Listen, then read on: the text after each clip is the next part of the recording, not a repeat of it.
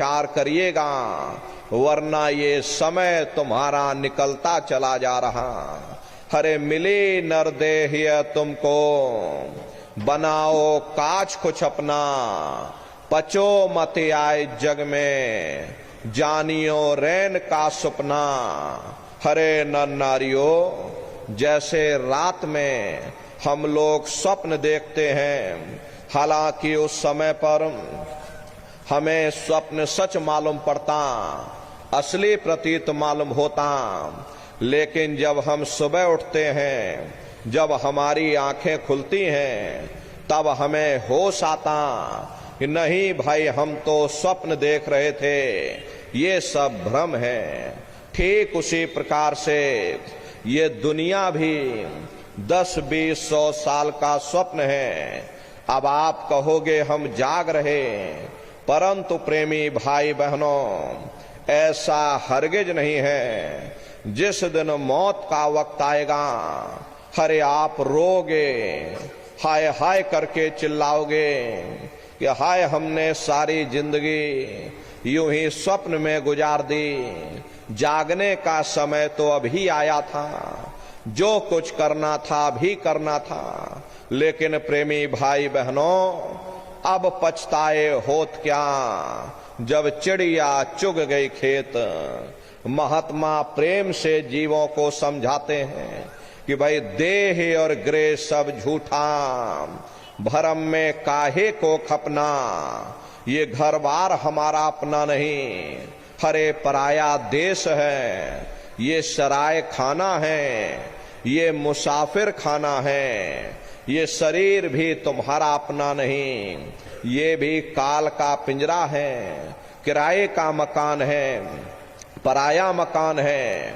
किसी को 40-50 साल के लिए मिला, किसी को 80-90-100 साल के लिए मिल गया।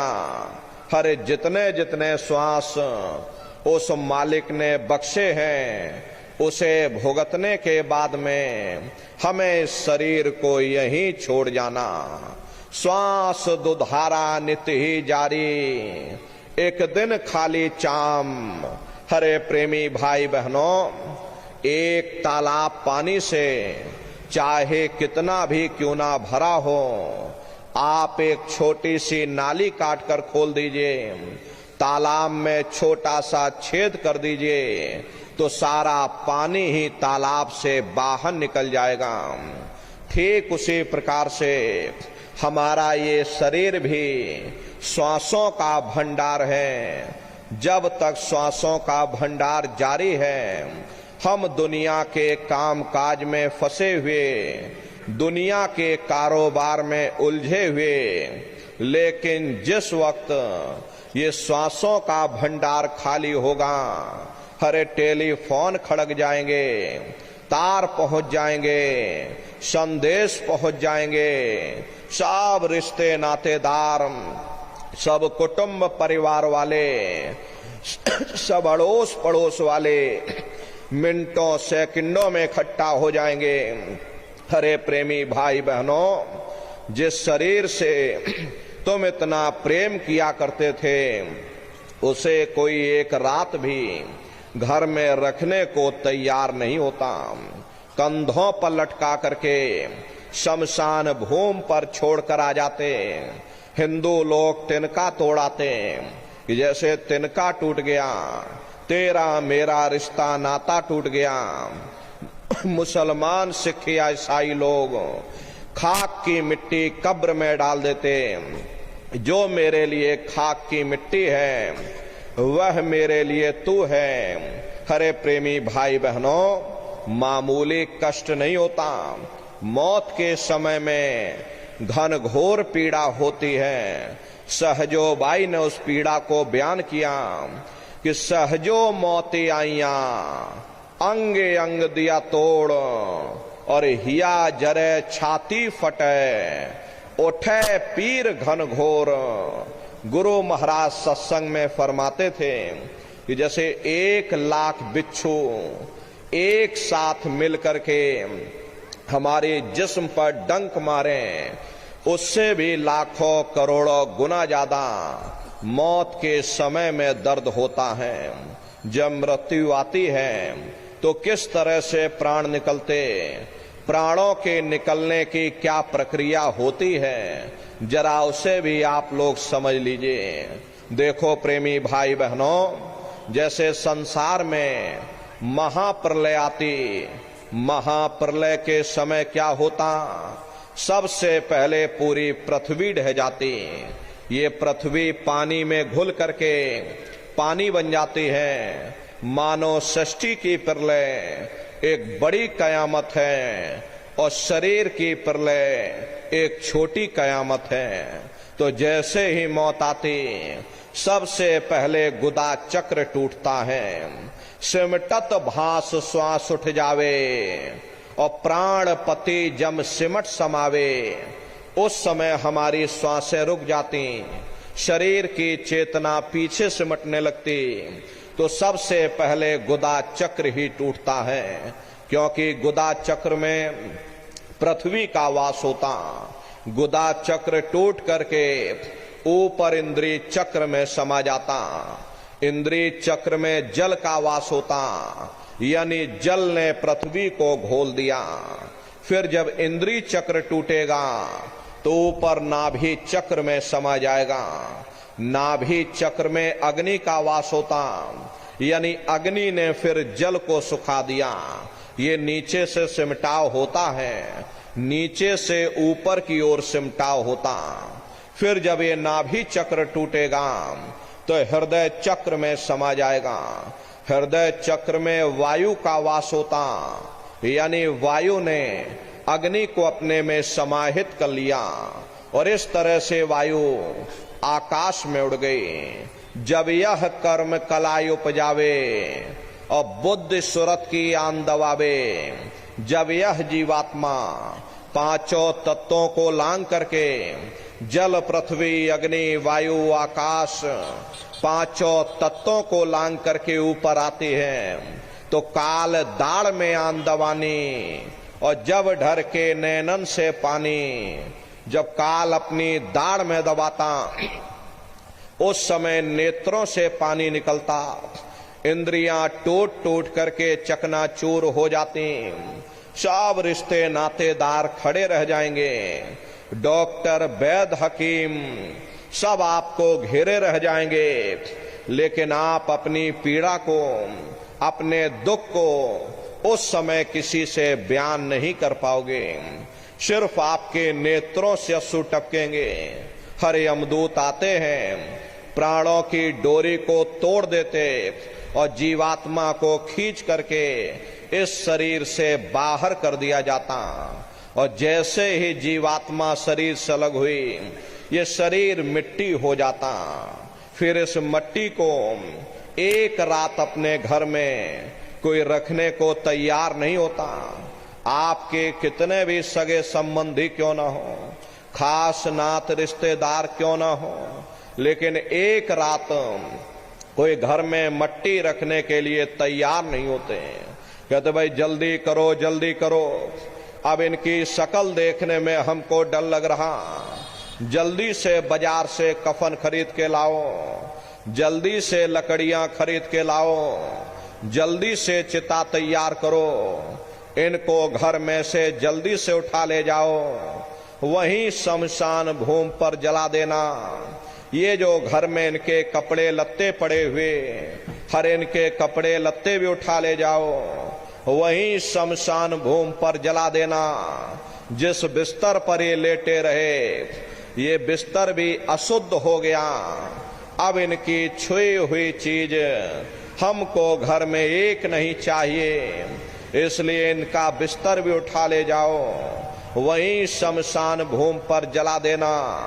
लेकिन उसने कोई सोने की अंगूठी पहनी होगी, उसे धीरे से उतार कर जेब में रख लोगे, बस वही एक अशुद्ध नहीं होगा और बाकी सब अशुद्ध हो जाएगा।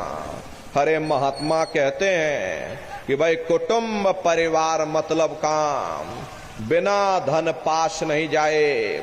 ये रिश्ते नातेदार, ये कुटुंब परिवार वाले, ये सब स्वार्थ के संगी साथी। हरे नर नारियों, आज तुम्हारी जेब में पैसा है तो सब जैसे तैसे तुमसे रिश्तेदारियां कायम कर लेंगे।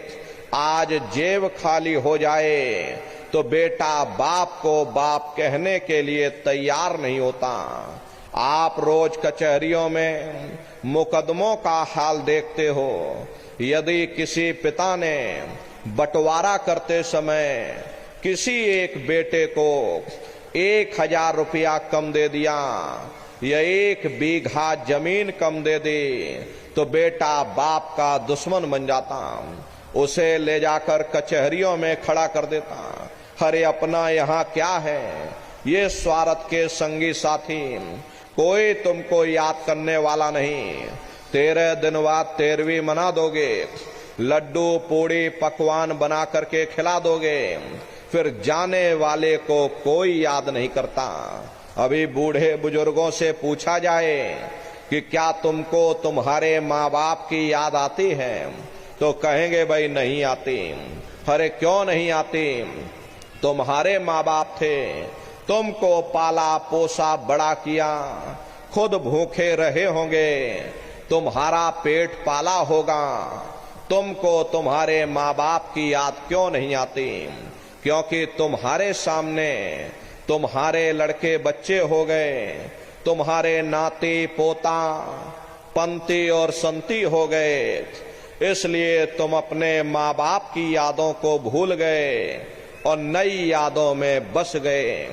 ऐसे ही प्रेमी भाई बहनों, एक दिन सब तुमको भी भूल जाएंगे, कोई किसी को याद करने वाला नहीं। ये कहानी तो शमशान भूमि पर समाप्त हो गई। उधर देखो क्या होता, तुम्हारी जीवात्मा को ले जा करके ऊपर धर्मराज की कचहरी में पेश कर दिया जाएगा। वहां पलक झपकते ही तुम्हारे अच्छे बुरे कर्मों का हिसाब किताब हो जाएगा। धर्मराज तुमको सजा सुना देंगे, ले जाओ इनको फलाने नरक में डाल दो, क्योंकि मैंने इनको मौका दिया था जब ये माँ के गर्भ में उल्टे लटके हुए थे। उस समय इन्होंने मुझसे प्रार्थना की थी कि हे मालिक, मुझे एक बार मनुष्य शरीर दे दो, हम भजन करेंगे, भक्ति करेंगे, हम अपनी जीवात्मा का कल्याण करेंगे। तो मैंने इनकी प्रार्थना स्वीकार कर ली और इनको मैंने मनुष्य शरीर दे दिया और कह करके भेजा था कि भाई ये मनुष्य शरीर ये किराए का मकान है, ये तुम्हारा अपना नहीं है। अगर ये तुम्हारा अपना होता तो हमेशा तुम्हारे पास रहता। ये तुम्हारा अपना नहीं, ये मैंने तुमको कुछ समय के लिए ये किराए का मकान दिया। हाँ, तुम अपनी जीवात्मा को मेरे किराए के मकान में बैठा करके और मालिक की भक्ति करके अपनी जीवात्मा का कल्याण करा लेना। मैंने कुछ समय के लिए तुम सबको ये किराए का मकान दिया है। जब समय पूरा होगा मैं अपने सिपाहियों को भेजूंगा, उस समय पर तुम मेरे मकान को खाली कर देना।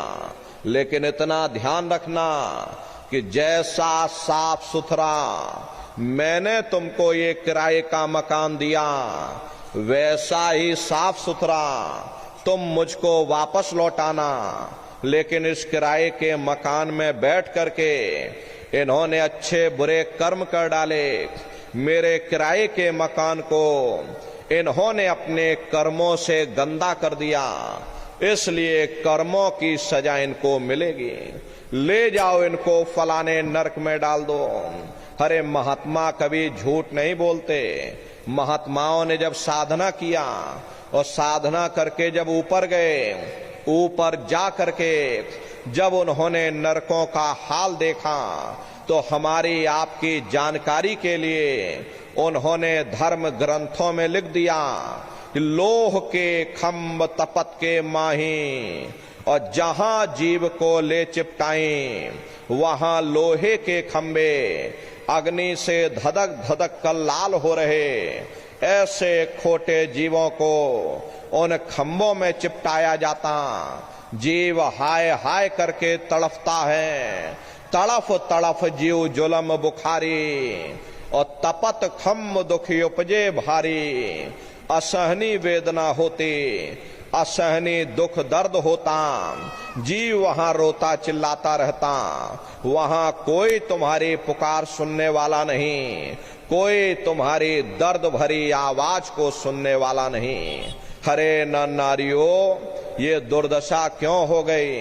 क्योंकि हम लोग मनमुखी हो गए, मन के कहे पर चलने लगे, मन के कहे पर चल करके अच्छे बुरे कर्म करने लगे। कर्मों का ये जखीरा अंबार के अंबार हमने अपने सिर पर लाद लिए, आज उन्हीं कर्मों का भोग पा रहे। हरे महात्मा कहते हैं कि भाई नर के अनेक और हैं, कहाँ लग कहूं बखान, दुख भोगते यह जीव जो, जाने जो भोग समान। कहते भाई एक नरक नहीं, ऐसे वहां अनेकों अनेक नरक बने हुए, अलग अलग खोटे पाप कर्मों के वहां पर अलग अलग नरक बने हुए। ये जीव अपने अपने कर्म के अनुसार अनंतों अनंत युगों तक, वर्षों की बात नहीं कर रहे, अनंतों अनंत युगों तक जीव नरकों की यातनाएं भोगता रहता। और नरकों की यातनाएं भोगने के बाद में इसी जीवात्मा को सीधे मनुष्य शरीर नहीं दिया जाता, बल्कि इसे 4 खान 84 लाख योनियों में फिर डाला जाता। जैसे बच्चा होता है, बच्चा पहले कक्षा 1 पास करेगा, फिर कक्षा 2 में जाएगा, ऐसे वहां पर पूरा चैनल बना हुआ। नरकों की यातनाएं भोगने के बाद में इसी जीवात्मा को 4 खान 84 लाख योनियों में डाला जाता। ये 4 खान 84 लाख योनियां ये कोई मामूली योनियां नहीं होती। 4 खान का मतलब होता है अंडज पिंडज उपमज स्थावर। ये 4 खाने हैं। पहली श्रेणी इन पेड़ पौधों की आती है जिनके अंदर पानी का तत्व मौजूद होता। कभी ये भी मनुष्य हुआ करते थे, लेकिन आज अपने कर्मों का भोग पा रहे, एक जगह पर बेचारे खड़े हुए। दूसरी श्रेणी कीड़े मकोड़ों की आती है जिनके अंदर पृथ्वी और अग्नि का तत्व मौजूद होता। तीसरी श्रेणी पंछियों की आती, चौथी चौपाए जानवरों की आती, और 5वीं स्वयं इंसान की आती, जिसके अंदर 5 तत्व जल पृथ्वी अग्नि वायु आकाश 5 तत्व मौजूद होते। प्रेमी भाई बहनों, ये 4 खाने हैं, इनकी अलग अलग कुल 84 लाख योनियां हैं। अब आप पेड़ पौधों को देखिए तो आम का पेड़ अलग है, नीम का पेड़ अलग है, पीपल का पेड़ अलग है। ऐसे ही अलग अलग प्रजातियों के कीड़े मकोड़े, अलग अलग प्रजातियों के पशु पंछी, कुल मिलाकर के 84 लाख योनियां हैं। हम दुनिया के जीव नरकों की यातनाएं भोगने के बाद में अनंतों अनंत युगों के लिए इन्हीं 84 लाख योनियों में डाले जाते हैं। मामूली कष्ट नहीं होता। अरे हमको आपको गर्मी लग गई तो हम लोग छाया में आ गए, सर्दी लग गई कंबल रजाई ओढ़ लिया, भूख लग गई रोटी खा ली, बीमार हो गए अस्पतालों में चले गए। लेकिन देखो उन जानवरों को, क्या गर्मी, क्या सर्दी, क्या बरसात, एक एक निवाले के लिए दर बदर ठोकरें खा रहे। अरे किसी का हाथ कट गया, किसी का पैर कट गया, किसी को जीते जी काट डाला, मुर्गी की गर्दन मरोड़ डाली। अरे मामूली कष्ट नहीं होता। जानवरों को देखो किस तरह लोग मारते हैं, काटते हैं, जीते जी उनको काट डालते हैं, उनकी गर्दनों पर छुरियां चला देते। अरे प्रेमी भाई बहनों, एक हमारी आपकी उंगली कट जाए हम लोग तड़फ जाएंगे, लेकिन जानवरों की दुर्दशा देखिएगा, क्या उनकी हालत होती है, कैसी उनकी तकलीफ होती है। मादा बिच्छू होती है, मादा बिच्छू जब अपने बच्चे को जन्म देती है, प्रेमी भाई बहनों, वही बच्चे अपनी माँ की पीठ पर चढ़ जाते हैं। बिच्छू की मौत कैसे होती?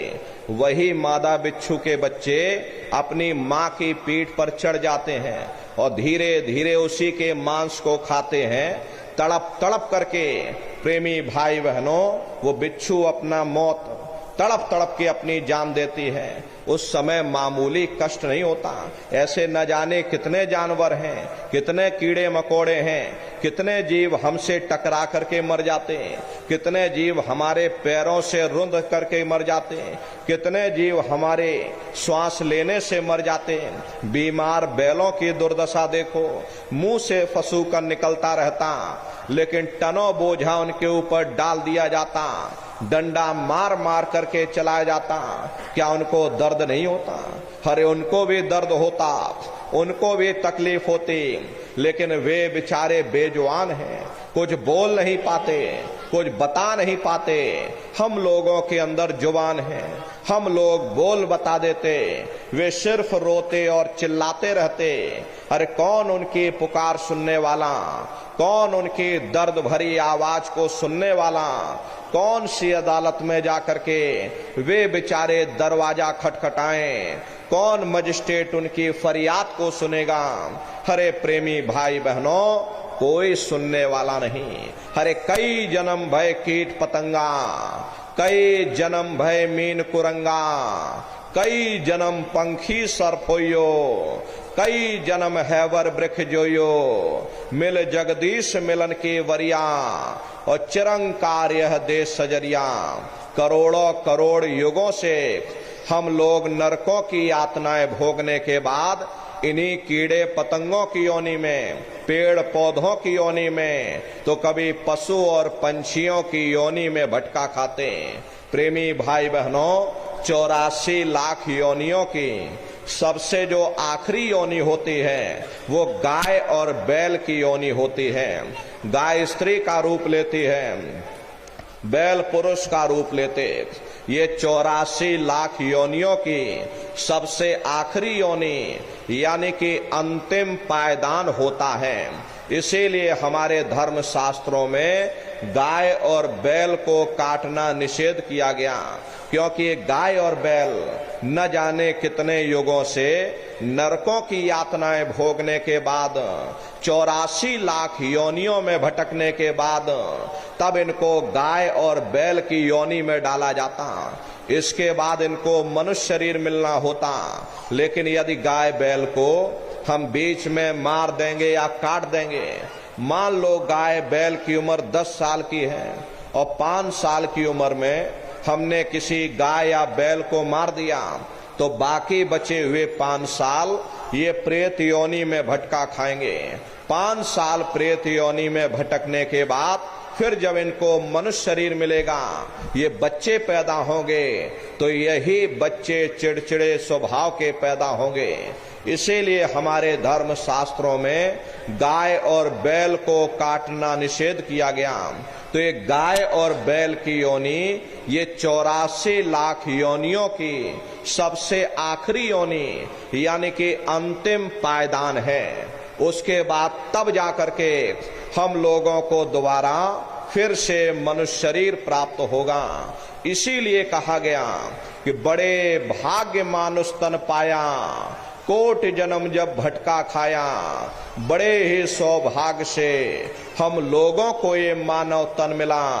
बड़े से बड़े देवी देवता भी इस मानव तन को पाने के लिए तरसते हैं, क्योंकि इन 84 लाख योनियों से, उन नरकों से निकलने का केवल एक ही दरवाजा है, वह केवल मनुष्य का शरीर है। इसी मनुष्य रूपी मंदिर में बैठ करके हम उस मालिक की भक्ति कर सकते हैं। इसीलिए संतों महात्माओं ने इस पंच भौतिक शरीर को सच्चा हरि मंदिर कहकर याद किया कि हरि मंदिर यह शरीर है, ज्ञान रतन प्रकट होए, ये असली हरि मंदिर है। जब भी वो मालिक मिलेगा, इसी हरि मंदिर के अंदर मिलेगा। इसी पंच भौतिक शरीर को ईसा मसीह साहब ने टेम्पल ऑफ लिविंग गॉड यानी जिंदा ईश्वर का मंदिर कहा। इसी पंच भौतिक शरीर को गुरु नानक साहब ने नर नारायणी देह कहकर याद किया। ये वो देह है जिसमें नारायण स्वयं विराजमान है। इसी पंच भौतिक शरीर को मुसलमान फकीरों ने कुदरती काबा कहकर याद किया। ये असली कुदरती काबा है। खुदा का दीदार जब भी होगा इसी कुदरती काबे के अंदर जाकर होगा।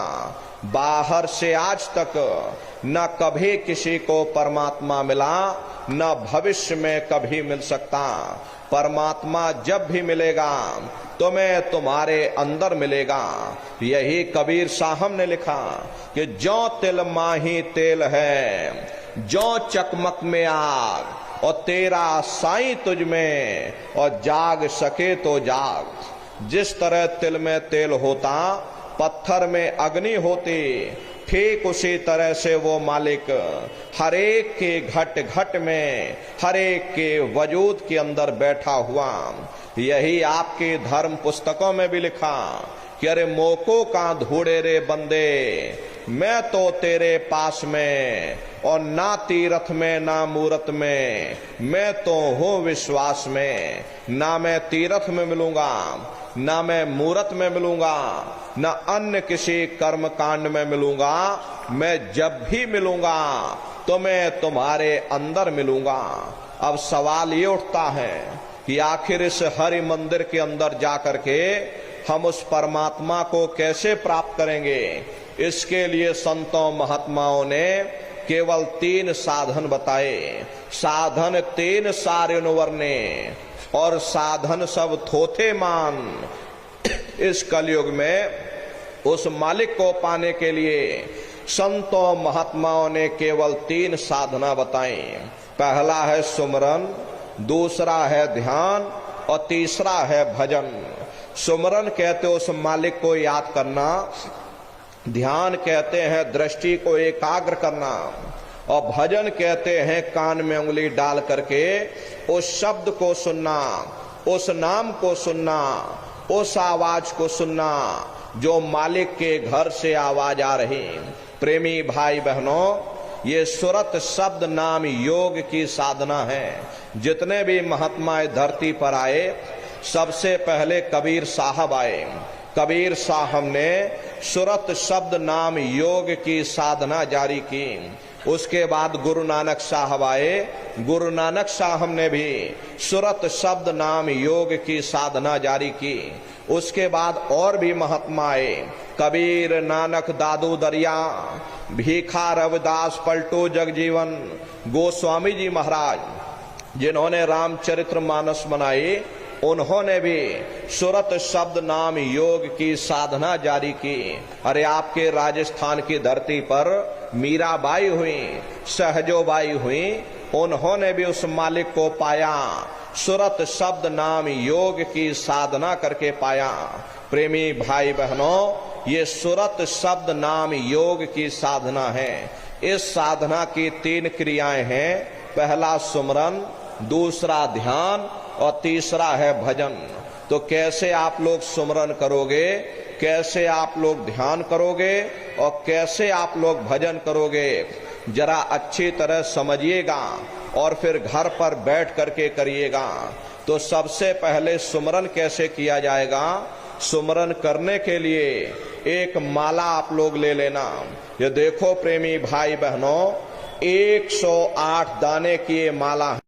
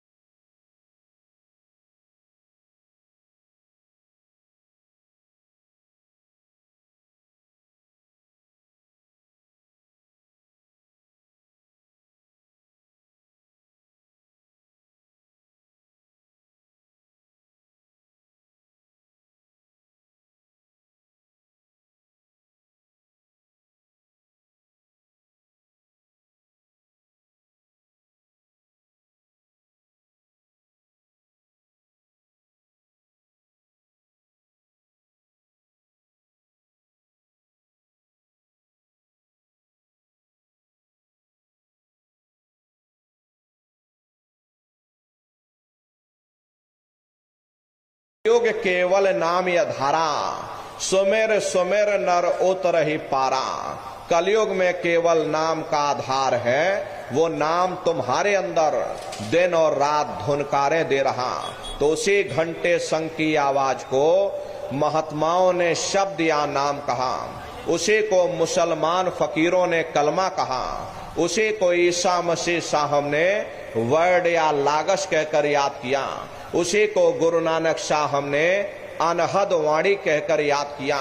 चीन में जो महात्मा हुए उन्होंने इसको ताओ कहकर याद किया, और हिंदू महात्माओं ने इसे देववाणी आकाशवाणी कहकर याद किया।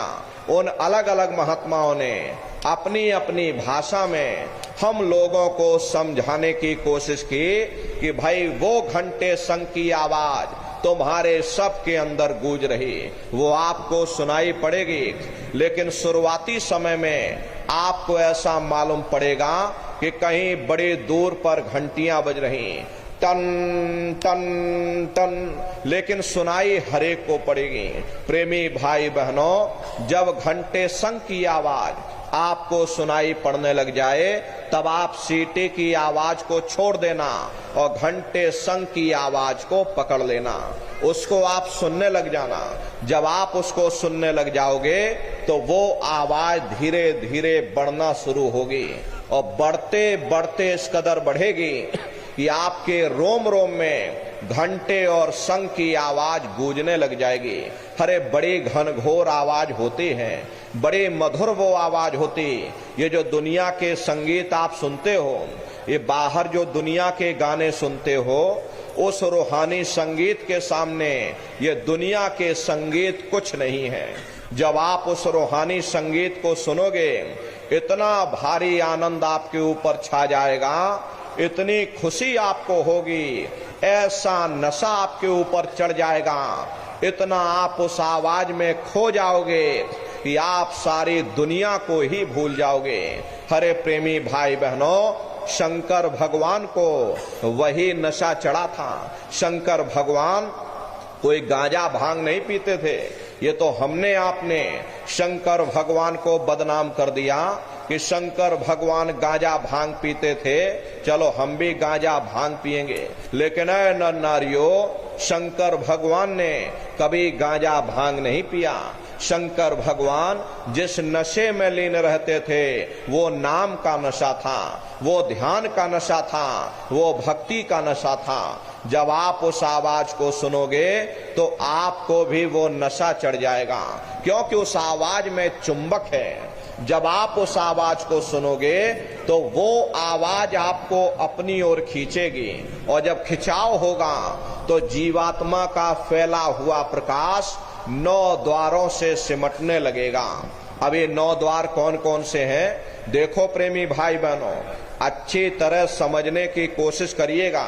ये बहुत बड़ा विज्ञान है। दुनिया का विज्ञान जब समाप्त हो जाएगा तो ये विज्ञान प्रारंभ होगा। तो 9 दरवाजे कौन कौन से हैं? 2 आंख, 2 कान, 2 नाक के सुराख, 1 मुंह और 2 मलमूत्र का रास्ता, ये शरीर के 9 दरवाजे हैं। सबसे पहला दरवाजा गुदा चक्र आता है। गुदा चक्र में गणेश जी वास करते हैं। गणेश जी वहां के मालिक हैं। ये 4 दल का कवल है। यहाँ पर पृथ्वी तत्व पाया जाता, उसके ऊपर इंद्री चक्र आता। इंद्री चक्र में ब्रह्मा जी वास करते।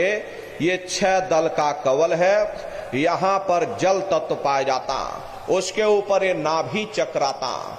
नाभि चक्र में विष्णु जी वास करते। ये 8 दल का कवल है। यहाँ पर अग्नि तत्व पाया जाता, उसके ऊपर ये हृदय चक्र आता।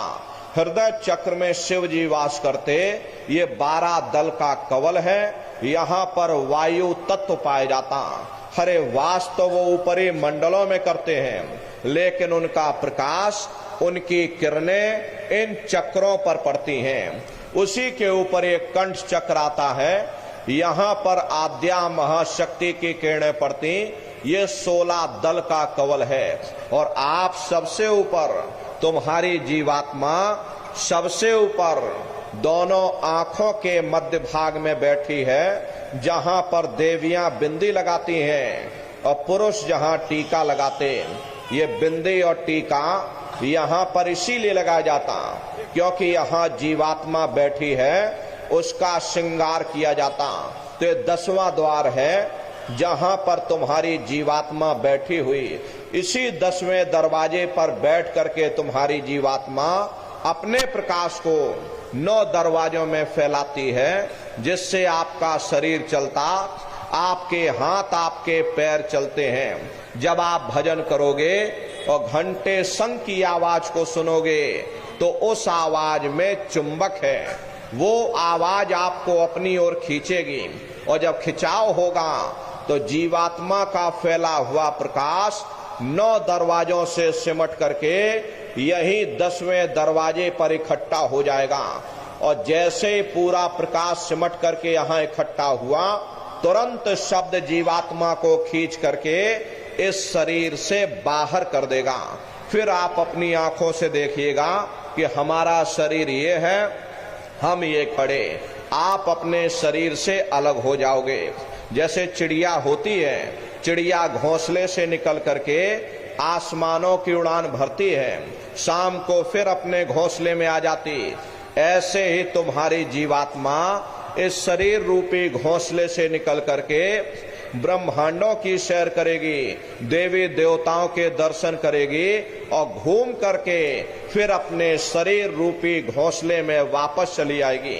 हरे प्रेमी भाई बहनों, ये ब्रह्मा विष्णु महादेव जिनकी सारी दुनिया पूजा करती है, आप सभी लोग ब्रह्मा विष्णु महादेव की पूजा करते हो, लेकिन कभी आपने विचार नहीं किया भाई जिनकी हम पूजा कर रहे आखिर ये कौन हैं, ये कहां पर रहते हैं, ये क्या काम करते हैं, हर इनके माँ बाप कौन हैं। तो जरा संक्षिप्त में आप लोग समझिएगा कि किन किन मंडलों को पार करते हुए तुम्हारी ये जीवात्मा अपने 5वें मंडल पर यानी कि सचखंड में पहुंचेगी।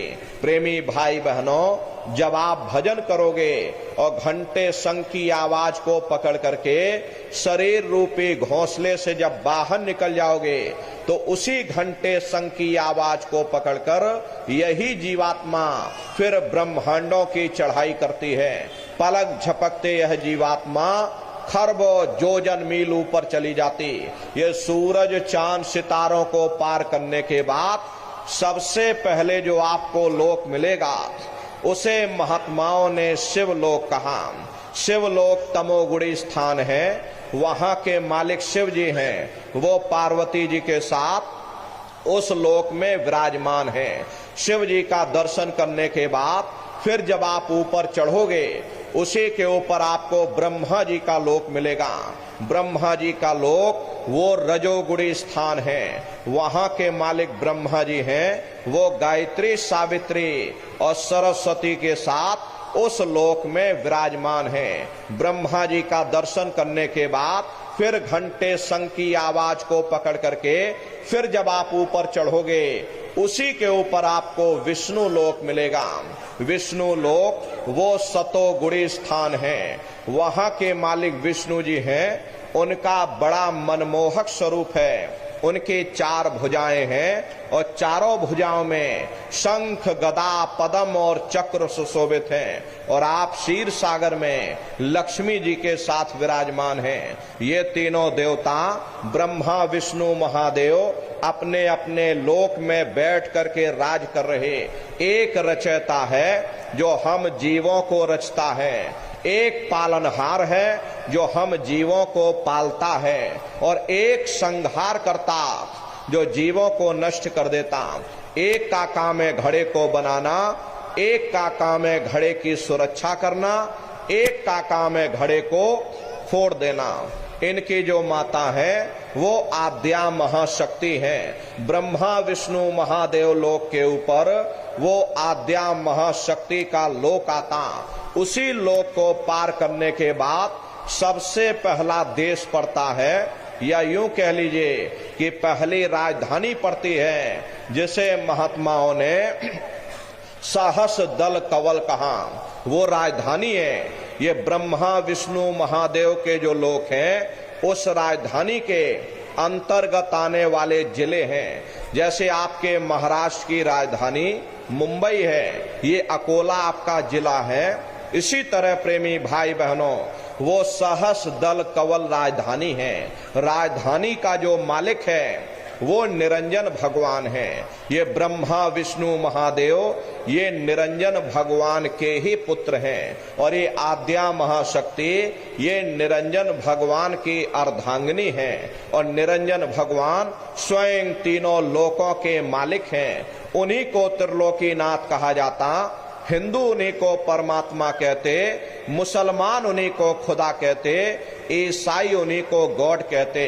घंटे और शंख की आवाज जो हर इंसान के अंदर गूंज रही, वो आवाज उन्हीं के मुखार बिंद से हो रही। निरंजन भगवान का जो स्वरूप है वो ज्योतिष स्वरूप है। हजार बाती की अखंड ज्योति वहां पर बराबर जल रही है। हम आप मंदिरों में ज्योत जलाते हैं, इस ज्योत में तेल की जरूरत पड़ती, बाती की जरूरत पड़ती, लेकिन वो अखंड ज्योति ऐसी है जिसमें ना तेल की जरूरत है और ना बाती की जरूरत है। पलटू साहब ने जिक्र किया कि उल्टा कुआ गगन में तिसमें जरे चिराग, तिसमें जरे चिराग, बिना रोगन बिन बाती, और 6 ऋतु 12 मास जरत रहे दिन राती, और सतगुर मिले जो होए ताहि की नजर में आवे, और बिन सतगुर नहीं कोई वाह को दर्शावे। वो अखंड ज्योति ऐसी है जिससे पूरा ब्रह्मांड प्रकाशवान हो रहा। जितनी भी अवतारी शक्तियां आई, राम आए, राम को वहीं से नीचे उतारा गया। इसीलिए उस देश को अयोध्या नगरी भी कहा जाता। और जितने देवी देवता ब्रह्मा विष्णु महादेव आदि की उत्पत्ति वहीं से हुई। वहां के धनी का दर्शन करने के बाद फिर तुम्हारी जीवात्मा दूसरे मंडल के शब्द को पकड़ करके दूसरे मंडल की चढ़ाई करेगी। श्याम तज श्वेत को गहना, सुरत को तान धुन सुनना, और बंक के द्वार धस बैठो, और त्रिकुटी जाय कर लेना। उसी के ऊपर दूसरा देश आता जिसे महात्माओं ने त्रिकुटी देश कहा। वहां के जो मालिक हैं वो ब्रह्म हैं। वहीं से मन और माया की उत्पत्ति हुई। वहीं से 3 गुण, रजोगुण तमोगुण सतोगुण, तीनों गुणों की उत्पत्ति वहीं से हुई। ये जो आपके वेद हैं, वेदों को सारी दुनिया पढ़ती है, वेदों की भी उत्पत्ति उसी स्थान से हुई है। अरे महात्मा कहते हैं कि त्रिकुटी महल में विद्या सारा, घन हर गरजे बजे नगारा, लाल वरन सूरज उजियारा। वहां पर 2 धुने, बादलों की गर्जन और मृदंग की आवाज उस लोक में गूंजती रहती है। जैसे पहले स्थान पर निरंजन भगवान के देश में घंटे और शंख की आवाज गूंजती, ऐसे ही दूसरे मंडल पर यानी कि ब्रह्म के देश में बादलों की गर्जन और मृदंग वहां पर बजता रहता। ओम का जाप बराबर वहां होता रहता है। ब्रह्म का जो स्वरूप है लाल वरन सूरज उजियारा, ये सूरज कुछ नहीं है। ऐसे लाखों लाख सूर्य इकट्ठे करोगे तो वहां का एक सूर्य बनेगा। प्रेमी भाई बहनों, ब्रह्म का जो स्वरूप है वो सुबह के लाल सूर्य के समान है। इसीलिए वहां का पूरा ब्रह्मांड लाल है। जहां तक आपकी निगाह जाएगी ब्रह्म देश में चारों तरफ आपको लाल ही लाल नजर आएगा। महात्मा जब साधना करके वहां पहुंचे तभी महात्माओं ने लिख दिया कि लाली मेरे लाल की जित देखो त लाल, और लाली देखन में गई मैं भी हो गई लाल। वो पूरा ब्रह्मांड ही लाल है। जितने साधक वहां पहुंच जाते हैं उन सभी को योगेश्वर कहा जाता है। जैसे व्यास जी हुए, वशिष्ठ जी हुए, वाल्मीकि जी हुए, इन सब की पहुंच वहीं तक थी। इसीलिए कहा गया कि वाल्मीकि भय ब्रह्म समाना। जब इनकी जीवात्मा वहां पहुंची और जब इन्होंने ब्रह्म का दर्शन किया तो इनका स्वरूप भी ब्रह्म के समान यानी कि ब्रह्म स्वरूप हो गया। जितने साधक वहां पहुंच जाते हैं उन सभी को योगेश्वर कहा जाता। योगेश्वर भगवान श्री कृष्ण उसी देश में वास करते हैं। ये जो ब्रह्म देश है वो श्री कृष्ण भगवान का ही देश है और श्री कृष्ण भगवान वहीं पर रहते हैं। ये बाहर की जन्माष्टमी नहीं है जो आप लोग मनाते हो। महात्माओं ने कहा था भाई सही मायने में तुम जन्माष्टमी कब मनाओगे? जब तुम्हारे जीवात्मा 5 तत्व जल पृथ्वी अग्नि वायु आकाश और 3 गुणों रजोगुण तमोगुण सतोगुण 5 तत्व और 3 गुणों से परे होकर के ब्रह्म देश में पहुंच करके जब कृष्ण भगवान का दर्शन कर लोगे तब सही मायने में जन्म अष्टमी मनाई जाएगी। वहां कृष्ण भगवान का दर्शन करने के बाद फिर तुम्हारी ये जीवात्मा तीसरे मंडल के शब्द को पकड़ करके तीसरे मंडल की चढ़ाई करती है। आगे पहुंची सुन झंकार ररंकार धुनि सुनी पुकार, आगे श्वेत सुन्न है भाई मान सरोवर पैठ नहाई। उसी के ऊपर तीसरा देश आता जिसे महात्माओं ने सुन्न देश कहा, उसी को रारंग देश कहते हैं, उसी को अक्षर और नेति कहा जाता। वहां के जो मालिक हैं वो रारंग पुरुष यानी कि पार ब्रह्म पुरुष हैं। वहां किंगरी और सारंगी 2 धुनें उस लोक में गूंजती रहती हैं और पार ब्रह्म पुरुष का जो स्वरूप है वो पूर्णमासी के चंद्रमा के समान बड़ा ही मनमोहक स्वरूप है। इसी स्थान पर प्रेमी भाई बहनों एक बहुत बड़ा अमृत का सरोवर बना जिसे महात्माओं ने मान सरोवर कहा।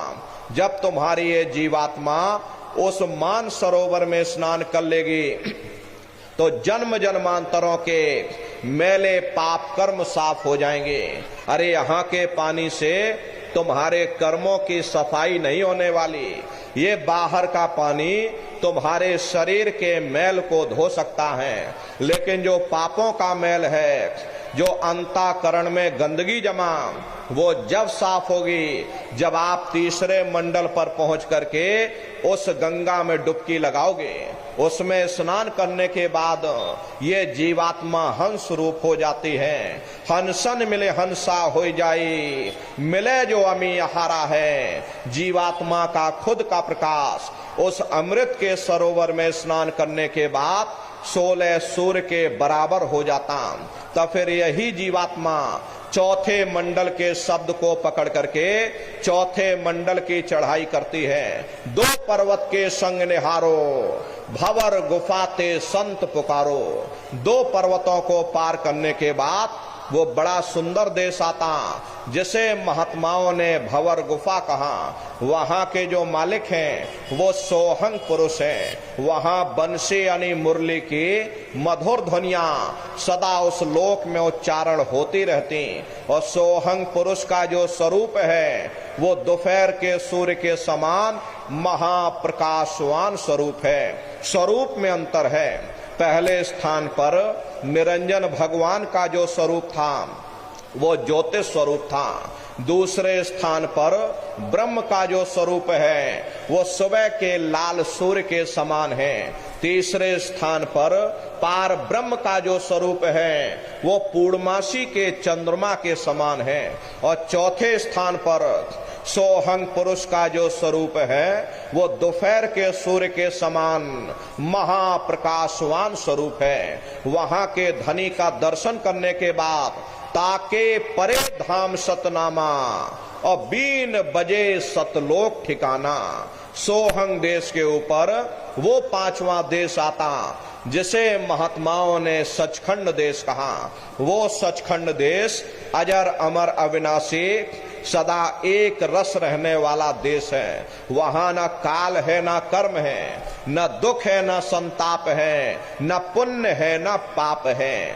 जो जीवात्माएं वहां पहुंच जाती हमेशा के लिए जन्म मरण के बंधनों से आजाद हो जाती। वहां के जो मालिक हैं वो सत्पुरुष भगवान हैं जिनके रोम रोम में खरबों खरब सूरज चांद सितारे प्रकाशवान, वही हमारे आपके सच्चे मालिक हैं, वही हमारे आपके सच्चे पिता हैं। अरे हमको आपको वहीं से नीचे उतारा गया, फिर शब्द को पकड़ करके शब्द शब्द पौड़ी पर चढ़कर और पहुंचो सचखंड सतनाम। शब्द की सीढ़ी हर मंजिल पर लगा रखी। आपने भजन किया, घंटे संग की आवाज को पकड़ा तो आप पहले मंडल पर चढ़ जाओगे, वहीं पर आपको दूसरे मंडल का शब्द सुनाई पड़ेगा, उसे आप पकड़ लोगे तो दूसरे मंडल पर चढ़ जाओगे। ऐसे ही शब्द दर शब्द, मंजिल दर मंजिल ये जीवात्मा अपने देश सचखंड में पहुंच जाती। तो शब्द कब पकड़ में आएगा? जब आप भजन करोगे। और भजन कैसे किया जाएगा? एक बार फिर से आप लोग समझ लीजिए। ये आंख और कान को बंद करिएगा, लेकिन मन को रोकिएगा। ऐसे समय पर तुम्हारा ये मन जरूर भागेगा। अभी आप सत्संग में बैठे हो, शरीर तुम्हारा यहाँ बैठा, लेकिन मन सारी दुनिया में भ्रमण कर रहा। अब किसी को पानी पीने जाना है, मन पानी पीने पहुंच गया। कोई बाल बच्चों को घर में छोड़कर आया, मन बाल बच्चों में पहुंच गया। कोई दुकान दफ्तर छोड़ करके आया, मन दुकान दफ्तर में पहुंच गया। कोई खेती बाड़ी छोड़ करके आया, शरीर यहाँ बैठा, मन खेत में जुताई कर रहा।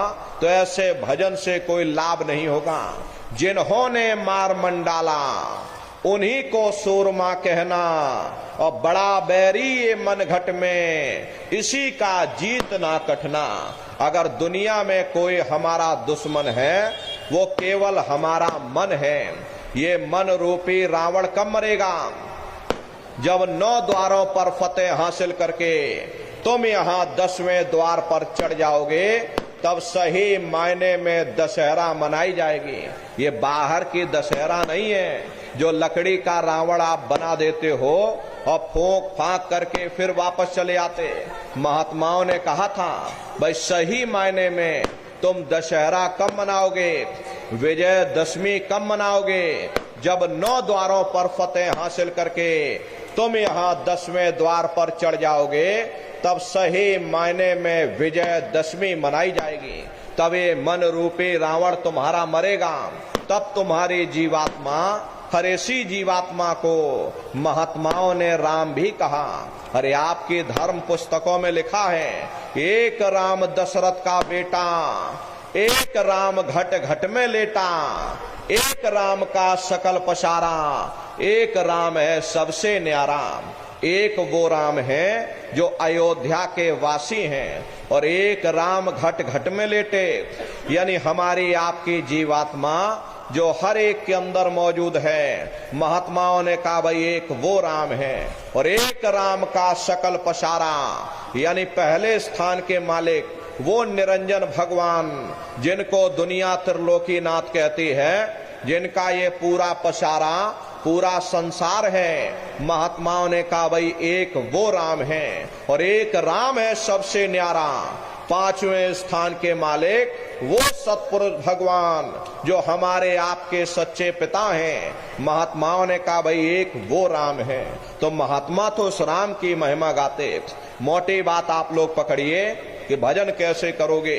तो ये आंख और कान को बंद कर लेना, ऊंचा ध्यान दे करके सुनिएगा। सीटी जैसी आवाज शुरू में आपको सुनाई पड़ेगी, उसको पकड़ लेना, सुनते रहना, सुनते सुनते उसी में लीन हो जाओ। जब आप उसमें लीन हो जाओगे तो कुछ समय बाद में दोबारा आपको अनुभव होगा कि कहीं बड़ी दूर से एक महीन आवाज, घंटे और शंख की आवाज हमारे कानों में गूंज रही। जब घंटे शंख की आवाज आपको सुनाई पड़ने लग जाए, तब आप सीटी की आवाज को छोड़ देना और घंटे शंख की आवाज को पकड़ लेना। एक बार प्रेमी भाई बहनों, आप उस आवाज को पकड़ लो, फिर वो आवाज आपको नहीं छोड़ेगी, खींच करके शरीर से बाहर कर देगी। तो रोज आना, रोज ब्रह्मांडों की सैर करना, रोज देवी देवताओं के दर्शन करना, रोज आसमानों की उड़ान भरना, रोज राम के दर्शन करना और रोज कृष्ण के दर्शन करना। तो ये सुमरन, ध्यान और भजन, ये 3 क्रियाएं आपको बताई गई। रास्ता बिल्कुल सच्चा है, आप करोगे, आपको अनुभव होगा, दिखाई भी देगा और सुनाई भी पड़ेगा। लेकिन इतना ध्यान रखिएगा, जो भी आपको दिखाई सुनाई पड़े अपने अंदर हजम करिएगा। जितना हजम कर ले जाओगे उतना रास्ता खुलता चला जाएगा। तो सुमरन, ध्यान और भजन नित्य नियम से आप लोग करिएगा। नागा नहीं होना चाहिए। अरे शरीर को आप भोजन देते हो, सुबह दोपहर शाम खाते रहते, लेकिन कभी आपने विचार नहीं किया ये जीवात्मा जो जन्म जन्मांतरों से भूखी प्यासी बैठी, कभी आपने इसको भोजन नहीं दिया।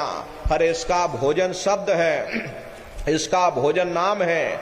अपना ये नियम बनाओ कि पहले हम अपनी जीवात्मा को भोजन देंगे, फिर अपने शरीर को भोजन देंगे।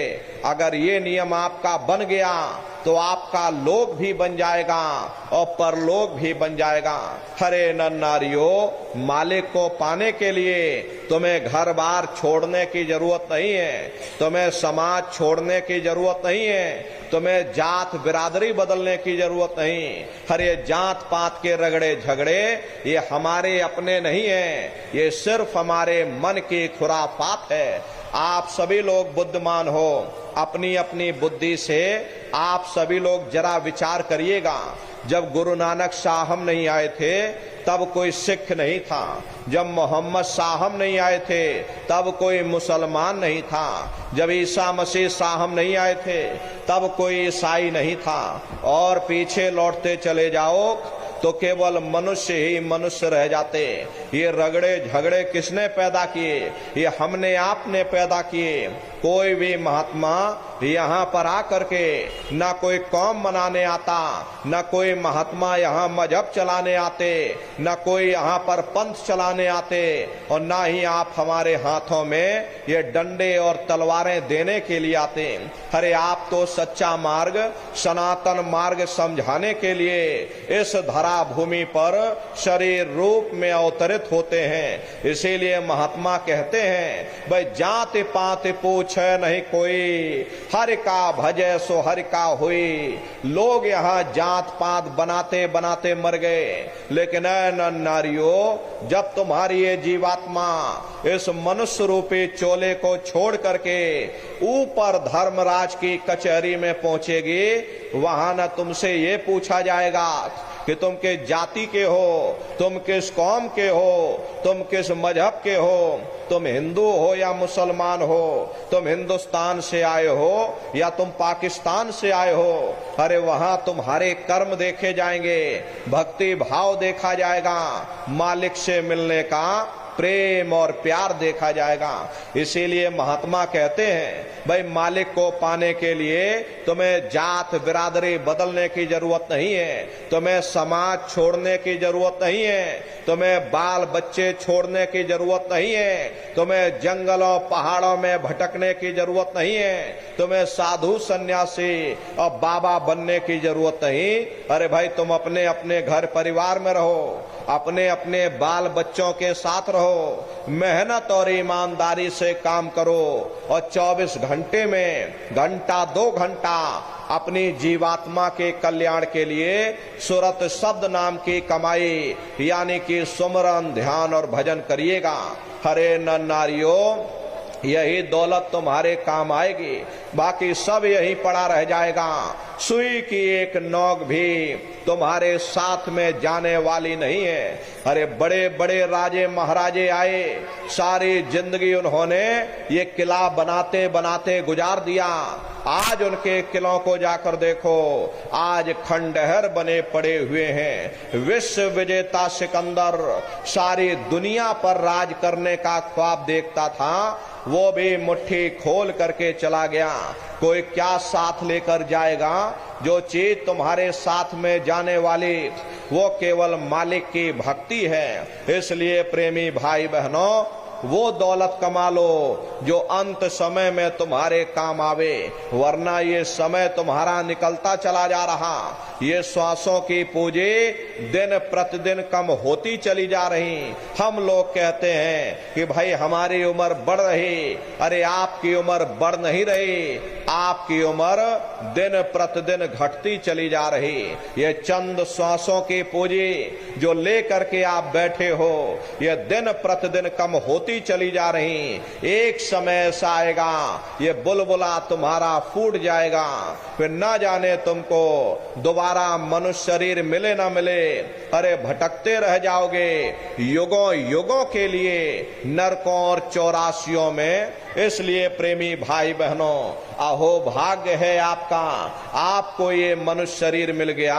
इस मनुष्य रूपी मंदिर में बैठ करके वो आत्म धन कमा लो, वो रूहानी खजाना कमा लो, जिससे तुम्हारी जीवात्मा का कल्याण हो जावे। तो सुमरन, ध्यान और भजन नित्य नियम से आप लोग करिएगा, और सभी लोग शाकाहारी रहना, क्योंकि हमारे गुरु महाराज ने शाकाहार पर विशेष जोर दिया।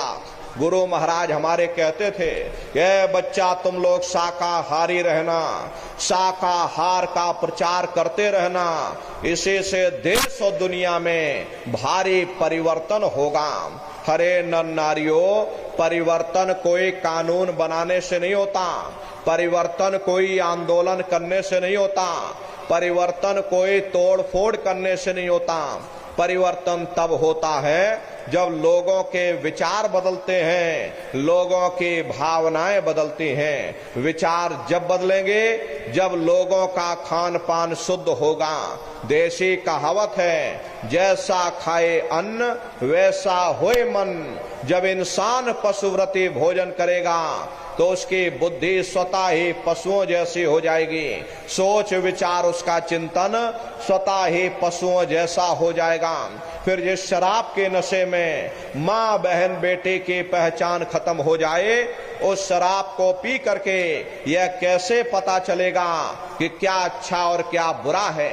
यही कारण है कि आज घर समाज में दुनिया भर के अत्याचार और दुनिया भर के व्यभिचार फैले हुए हैं। हरे नर नारियों, हम लोग मंदिर बनवाते हैं, उन मंदिरों में नहा धो करके जाते, कहते भाई परमात्मा के रहने की जगह है, हमको नहा धो करके जाना चाहिए, फूल अगरबत्ती ले जाना चाहिए। कोई उन मंदिरों में कूड़ा कचड़ा नहीं डालता। अगर कूड़ा कचड़ा डालोगे तो आपस में लाठियां चल जाएंगी। फिर ये जो हरि मंदिर है, ये पंच भौतिक शरीर जिसे महात्माओं ने हरि मंदिर कहा, हर इसमें तुम हाड़ मांस के लोथड़े डालते हो, इसमें तुम शराब के कतरे डालते हो, अपने बनाए हुए ईंट गारे के मंदिर की कद्र करोगे और परमात्मा के बनाए हुए इस हरि मंदिर को तुमने जीते जी कब्रिस्तान बना दिया तो सख्त सजा मिलेगी। हरे महात्माओं ने लिखा है कि तिल भर मच्छी खाई के कोट गौ दे दान और काशी करवट जा मरे निश्चय नरक निदान। यदि तिल भर भी मच्छी खा करके फिर चाहे कोटान कोट गौओं का दान करो और काशी में जा करके मत्था रगड़ते रगड़ते अपनी पूरी जिंदगी वहां पर गुजार दो, फिर भी तुमको तुम्हारे गुनाहों की सजा मिलेगी। कोई बच नहीं सकता, क्योंकि ये कर्म भूमि है। यहाँ तुम जैसा कर्म करोगे वैसा ही फल तुमको मिलेगा। देखिए, इस कर्म भूमि पर कृष्ण भगवान तक नहीं बच पाए। उस समय बाली को छिप करके बाण मारा, वही बाली कृष्ण अवतार में बहेलिया बन के आ गया। कृष्ण भगवान के पैरों में पद्म चमकता था। हिरण की आंख समझ करके बहेलिये ने निशाना मार दिया, और जब पास में आकर के देखा कृष्ण भगवान थे, अफसोस करने लगे। लेकिन कृष्ण भगवान ने उसको समझाया कि इसमें तुम्हारा कोई दोष नहीं, उस समय हमने तुमको मारा, आज तुमने हमको मार दिया, हमारा तुम्हारा अदला बदला पूरा हो गया। कर्म प्रधान विश्व रच राखा, जो जस करे सो तस फल चाखा। ये कर्मों का ऐसा देश है, यहाँ तुम जैसे बीज बोगे वैसे ही फसल काटोगे। इसलिए प्रेमी भाई बहनों, आप सभी लोग शाकाहारी रहिएगा। शाकाहार का प्रचार अपने अपने क्षेत्रों में करते रहना। कोई ऐसा नशा मत करना जिससे बुद्धि तुम्हारी पागल हो जाए, घर में माँ बहन बेटी की पहचान खो दो। ये तरह तरह की बीमारियां जो आज के समय में आ रही, इसका मुख्य कारण यही है, लोगों का खान पान दूषित हो गया। हरे प्रेमी भाई बहनों, बड़ी सीधी सी बात है, मोटी सी बात है कि इंसानों के खून में जब जानवरों का खून मिल जाएगा, जानवरों के कीटाणु जब मिल जाएंगे, तो न जानवरों की दवा काम में आएगी और न इंसानों की दवा काम में आएगी। प्रेमी भाई बहनों, परिणाम क्या होगा? ऐसी महामारियां आगे चल के बहुत फैलेंगी। इसलिए प्रेमी भाई बहनों, आपसे हमारी प्रार्थना है कि आप सभी लोग शाकाहारी रहिएगा। शाकाहार का प्रचार अपने अपने क्षेत्रों में बराबर आप लोग करते रहना। हरे धर्म का प्रचार है। हरे नर नारियों, सतयुग कैसे आएगा? राम राज कैसे आएगा? राम राज कोई भाषण देने से नहीं आने वाला। राम राज जब आएगा जब आप लोग धर्म का प्रचार करोगे, और धर्म का प्रचार करने की जिम्मेदारी हम सभी प्रेमी भाई बहनों की है, क्योंकि हम सभी लोग अपने गुरु के जलाए हुए चिराग हैं। अगर एक एक चिराग एक एक गांव में पहुंच जाएगा, ये पूरा गांव प्रकाशवान हो जाएगा, ये पूरा समाज प्रकाशवान हो जाएगा। इसलिए प्रेमी भाई बहनों, धर्म के प्रचार में आप सभी लोग अपना अपना योगदान दीजिएगा। गुरु महाराज के संदेशों को जन जन के बीच में पहुंचाइएगा। गुरु महाराज कह करके गए कि बच्चा, गांव गांव में तुम भजन केंद्र की स्थापना करो, गांव गांव के लोग भजन करने लग जाएं, गांव गांव में सत्संग होने लग जाए, गांव गांव के लोग शाकाहारी हो जाएं, गांव गांव के लोग सदाचारी बन जाएं, आंखों में माँ बहन बेटी की पहचान कायम हो जाए। जब हमारा गांव बदल जाएगा, ये पूरा समाज बदल जाएगा, निश्चय ही कलयुग में सतयुग आ जाएगा। इसलिए प्रेमी भाई बहनों, धर्म के प्रचार में आप सभी लोग अपना अपना योगदान दीजिएगा। और देखो प्रेमी भाई बहनों, हमारे गुरु महाराज ने एक अच्छे समाज के निर्माण के लिए, चरित्र उत्थान के लिए, लोगों को शाकाहारी और सदाचारी बनाने के लिए 116 वर्ष की आयु तक अथक मेहनत और परिश्रम किया। गुरु महाराज ने अपने गुरु की याद में मथुरा आश्रम पर इतना विशाल मंदिर बनवाया। हमारे गुरु महाराज कहते थे कि बच्चा, मंदिर का जीता जागता देवता वहां पर बैठ करके बरकत बांट रहा। अरे आप लोग आइए, वहां कोई रुपया पैसा नहीं चढ़ाया जाता, कोई चंदा चुटकी नहीं। अरे आप लोग आए, मंदिर के देवता के सामने अपनी एक बुराई को चढ़ा दीजिए। वहां पर बुराई चढ़ाई जाती है कि हम आज से मांस मछली नहीं खाएंगे, हम आज से अंडा शराब का सेवन नहीं करेंगे, हम आज से झूठ नहीं बोलेंगे, हम आज से किसी को धोखा नहीं देंगे। आप अपनी एक बुराई चढ़ा दो, आपकी एक मनोकामना पूरी होगी। ऐसा वरदानी मंदिर गुरु महाराज ने अपने गुरु की याद में मथुरा आश्रम पर बनवाया। मथुरा आश्रम पर आप लोग पधारिएगा। देखिए, होली का कार्यक्रम 7, 8, 9 मार्च 3 दिवसीय होली का कार्यक्रम मथुरा आश्रम पर मनाया जाएगा। आप सभी प्रेमी भाई बहन मथुरा आश्रम पर पधारिएगा। वो हमारा आपका गुरुद्वारा है। कार्यक्रम के अवसर पर देश के कोने कोने से दसियों लाख की संख्या में सत्संगी प्रेमी भाई बहन मथुरा दरबार में पधारते हैं। अरे आपके रहने ठहरने की व्यवस्था वहां पर की जाती है। अलग अलग जिलों के टेंट रावटी डेरे लगाए जाते, अलग अलग जिलों के भंडारे चलाए जाते हैं। अपना बहुत बड़ा आश्रम है, करीब करीब 10 किलोमीटर के व्यास में अपना ये आश्रम बना हुआ, वहीं पर एक कार्यक्रम होता है। अपने आश्रम पर गुरु महाराज की बहुत बड़ी गौशाला भी है। गुरु महाराज के पास कुल 2 गाय थी।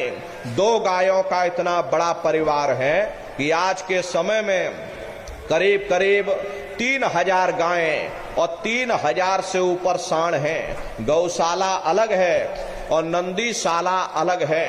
प्रेमी भाई बहनों, हमारे यहाँ किसी को बाहर नहीं भेजा जाता। प्रेमी भाई बहनों, क्योंकि गुरु महाराज हमारे कह करके गए थे कि बच्चा इनको यहीं रखना, यहीं सेवा पानी करना। अगर बाहर भेज दोगे लोग मार देंगे, काट देंगे। इसीलिए चाहे गाय हो या चाहे बैल हो, किसी को बाहर नहीं भेजा जाता। गौशाला अलग बना रखी, नंदीशाला अलग है। करीब करीब 3000 के करीब गाय हैं और 3000 से ऊपर सांड हैं। उसी के बगल में अपना एक बहुत बड़ा अस्पताल भी है। वहीं बगल में अपना एक विद्यालय है जो कि बिल्कुल निःशुल्क है। 2,500 से 3,000 बच्चे निःशुल्क विद्या अध्ययन करते हैं। वो गुरु महाराज की कर्म भूमि है और गुरु महाराज की जन्म भूमि जिला इटावा, ग्राम खितौरा में है। जैसा भव्य मंदिर मथुरा दरबार में बना हुआ, उसी तरह से भव्य मंदिर गुरु महाराज के जन्म भूमि पर बन करके तैयार हो चुका। 10 साल लग गए, लेकिन धीरे धीरे ये काम चलता रहा और आज गुरु महाराज की दया कृपा से ही गुरु महाराज के जन्म भूमि पर भव्य मंदिर बन करके तैयार हो चुका। ताजमहल उसके सामने कुछ नहीं, ऐसे 2-3 ताजमहल खड़े कर दोगे, वो एक भव्य मंदिर दिखाई पड़ेगा। पूरा संगमरमर से बना हुआ भव्य मंदिर है। वहां प्रेमी भाई बहनों, करीब करीब 2000 बीघे में अपना वो आश्रम बना हुआ। आप लोग पधारिएगा। गुरु महाराज की कर्म भूमि और गुरु महाराज की जन्म भूमि का दर्शन दीदार लाभ प्राप्त करिएगा। तो होली का कार्यक्रम, आप सभी प्रेमी भाई बहन होली के कार्यक्रम में सपरिवार सादर आमंत्रित हैं। आप लोग पधारिएगा और अपने अपने बच्चों को भी बराबर आप सभी लोग लाते ले जाते रहिएगा। प्रेमी भाई बहनों, हम लोग ये सोचने लगते हैं कि अरे बच्चों को क्या करेंगे ले जाकर, ये बच्चे छोटे हैं, इनको घर में रहने दो, इनको पढ़ाई लिखाई करने दो। अभी इनकी पढ़ाई लिखाई की उम्र है। ये सत्संग सुनना, ये भजन पूजा पाठ करना, ये तो हम लोगों का काम है। इन बच्चों को पढ़ाई लिखाई करने दो, ये हमारी आपकी गलत धारणा है। हरे प्रेमी भाई बहनों, पढ़ाई लिखाई जरूरी है। हम ये बात मानते हैं कि आज के भौतिक युग में शिक्षा बहुत जरूरी है। हमको भी गुरु महाराज ने पढ़ाया लिखाया। हम भी पहले 10वीं किए और 10वीं के बाद फिर हमने 12वीं किया और 12वीं के बाद फिर हमने BA किया और BA करने के बाद फिर हमने LLB किया। LLB करके वकील बने।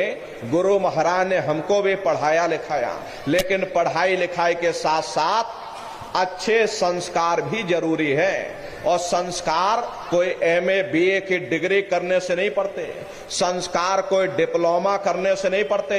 अगर MA BA की डिग्री करने से बच्चों के अंदर संस्कार पड़ जाते तो हिंदुस्तान में इतने वृद्धाश्रम न खोले गए होते।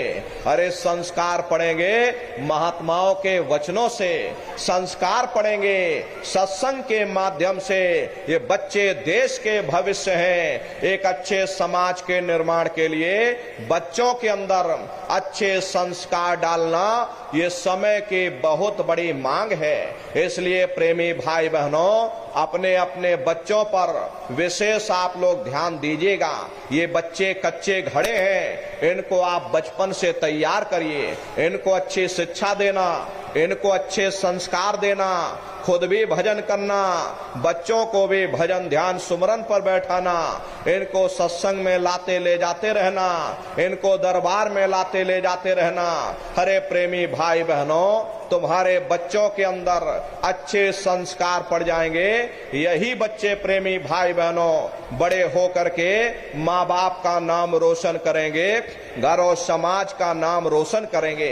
इसलिए अपने अपने बच्चों पर विशेष आप लोग ध्यान दीजिएगा। अरे आज के समय में हम लोग अपने बच्चों को स्वतंत्र छोड़ देते हैं, उन पर ध्यान नहीं देते। हरे प्रेमी भाई बहनों, पहले के समय में अकेले माँ बाप अपने 4-4 बच्चों को खिला ले जाते थे, लेकिन आज 4-4 बच्चे अपने माँ बाप को खिला नहीं पाते। फिर 10 दिन तुम खिलाओ, फिर 10 दिन हमारे घर में छोड़ देना, फिर 10 दिन तुम हमारे घर में छोड़ देना। हरे प्रेमी भाई बहनों, ये कहाँ के संस्कार हैं। इसलिए हमारी आपसे प्रार्थना है कि अपने जीवन को सुखमय व्यतीत करना चाहते हो, अपने बुढ़ापे को सुखमय व्यतीत करना चाहते हो, तो अपने बच्चे को बचपन से तैयार करिएगा। इनको अच्छी शिक्षा दो, इनको अच्छे संस्कार देना, खुद भी भजन करो, बच्चों को भी भजन ध्यान सुमरन पर बैठाओ, इनको शाकाहारी बनाना, इनको सदाचारी बनाना। यही बच्चे सदाचारी बन जाएंगे, यही बच्चे चरित्रवान बन जाएंगे, यही देश और समाज में नाम करेंगे।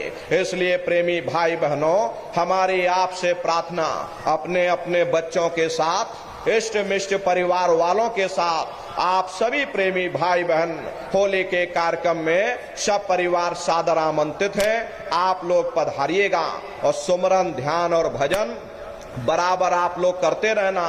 इतना जान लीजिए प्रेमी भाई बहनों, ये रास्ता बिल्कुल सच्चा है।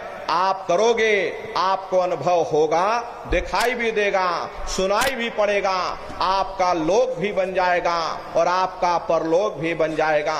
इसी के साथ अब हम अपनी वाणी को विराम देते हैं। इस नए साल की बेला में आप सभी प्रेमी भाई बहनों को बहुत बहुत शुभकामनाएं हैं। सबका जीवन मंगलमय हो। गुरु महाराज के श्री चरणों में हम यही अरदास और कामना करते हैं। मालिक के पावन नाम का सभी प्रेमी भाई बहन एक बार फिर से उच्चारण करिएगा। बोलो जय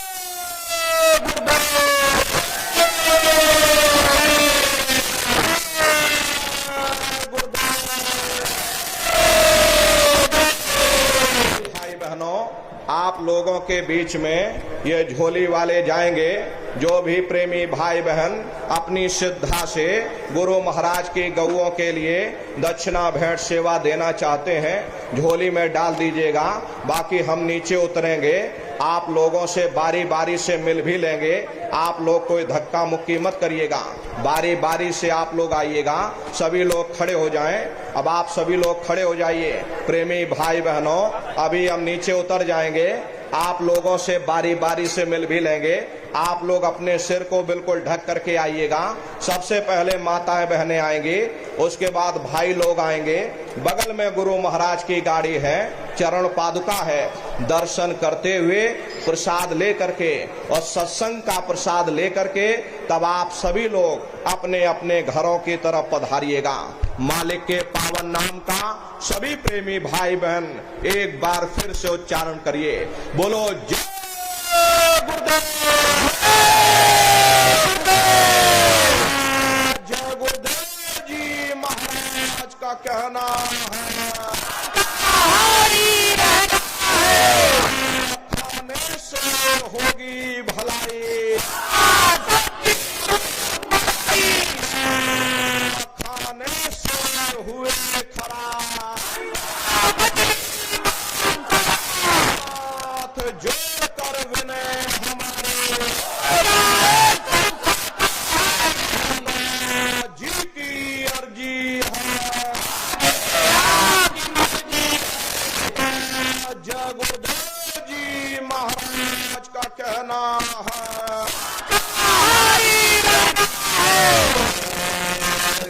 गुरुदेव,